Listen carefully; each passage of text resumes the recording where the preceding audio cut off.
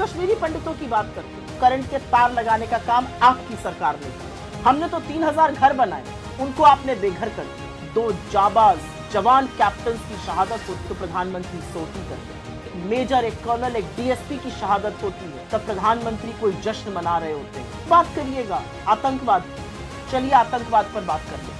है आपका वतन परस्ती, ये है आपकी असलियत। बता पाएंगे कि बार बार आप आतंकवादियों को गले क्यों लगाते हैं? इसको बचा पाए आप कश्मीर? असली पिक्चर तो देश देख रहा है, और जब ये सब करना बंद कीजिएगा तब कश्मीर पर अगली बार बात कीजिएगा।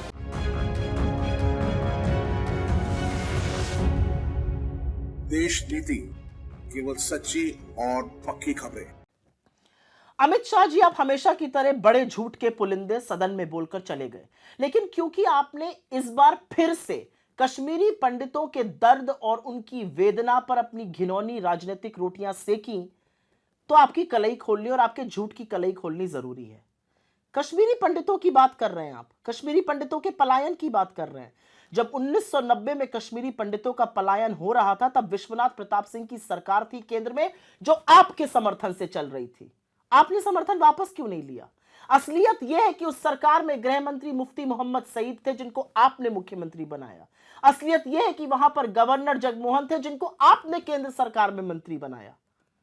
असलियत तो यह है कि आपने समर्थन वापस 7 अगस्त 1990 में लिया, कश्मीर के मुद्दे पर नहीं, कश्मीरी पंडितों के मुद्दे पर नहीं, मंडल कमीशन की रिपोर्ट को स्वीकार किया था विश्वनाथ प्रताप सिंह की सरकार ने, इसलिए आपने समर्थन वापस लिया। तो आप पिछड़ा विरोधी तभी से थे। आप कश्मीरी पंडितों की बात करते हैं। आज कश्मीरी पंडितों की जिस तरह से टारगेटेड किलिंग हो रही है, शायद पहले कभी हुई हो। राहुल भट्ट से लेकर मिस बाला तक की टारगेटेड किलिंग हुई।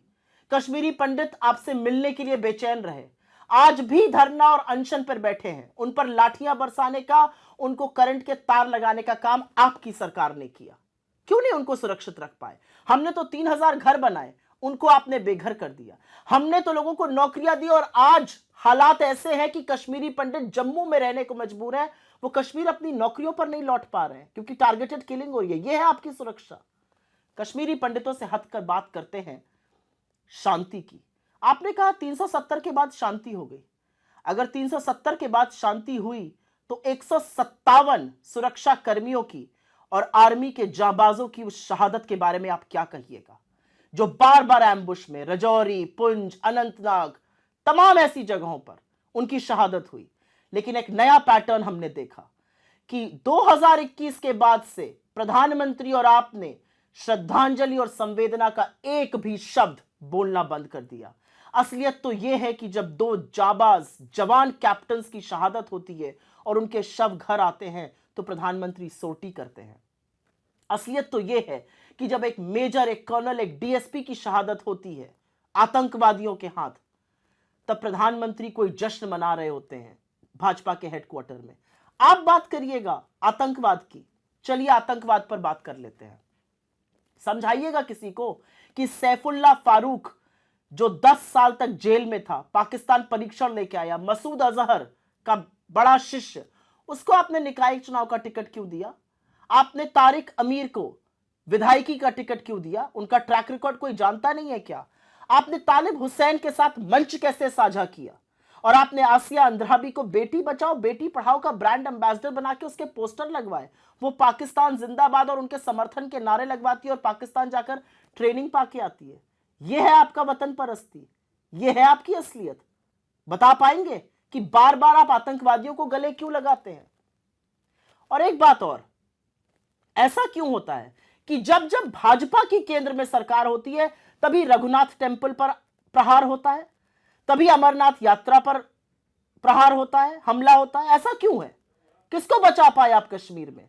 ना आप कश्मीरी पंडितों को बचा पाए, ना वहां पर आप शांति बहाल कर पाए। और क्योंकि आप चुप रहेंगे तो सच नहीं बदल जाएगा कि कश्मीर में आज भी हमारे जाबाज शहीद हो रहे हैं।